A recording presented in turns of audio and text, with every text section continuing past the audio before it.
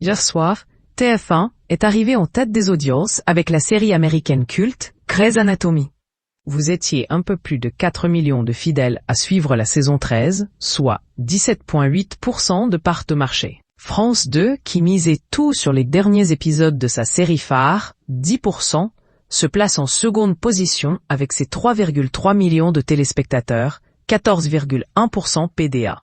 Enfin, le magazine des Racines et des Ailes consacré à la Bretagne remporte la 3e place. Le programme de France 3 a réuni 2,8 millions de curieux, soit 11,2% de part de marché. En première partie de soirée, vous pourrez vous détendre et méditer devant Mange Prix M sur Chérie 25. L'actrice Julia Roberts délivre comme toujours une superbe performance dans ce film qui ne vous laissera pas indifférent.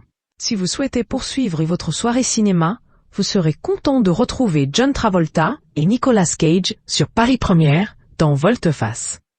Un thriller à couper le souffle et qui vous tiendra en haleine jusqu'au bout de la nuit. Synopsis. Lise Gilbert a tout pour être heureuse.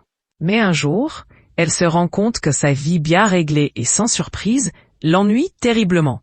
Elle décide alors de tout changer et, après un divorce difficile, se donne une année pour voyager à travers le monde, à la recherche de nouvelles sensations, de nouvelles expériences. C'est avec l'Europe que Lise choisit de débuter son périple initiatique, en Italie plus exactement, où elle commence par redécouvrir le plaisir de manger. Elle s'envole ensuite pour l'Inde, où elle fait connaissance avec la prière et le pouvoir de l'esprit. Puis, à Bali, une rencontre la bouleverse. Synopsis. En tirant sur l'inspecteur Sean Archer, Castor Troy tue le fils de celui-ci. 6 ans plus tard, Sean parvient à retrouver Castor et l'envoie sur un lit d'hôpital. Le policier apprend que le frère de Castor, Pollux, emprisonné, est le seul à savoir où se trouve une bombe qui doit exploser quelques jours plus tard.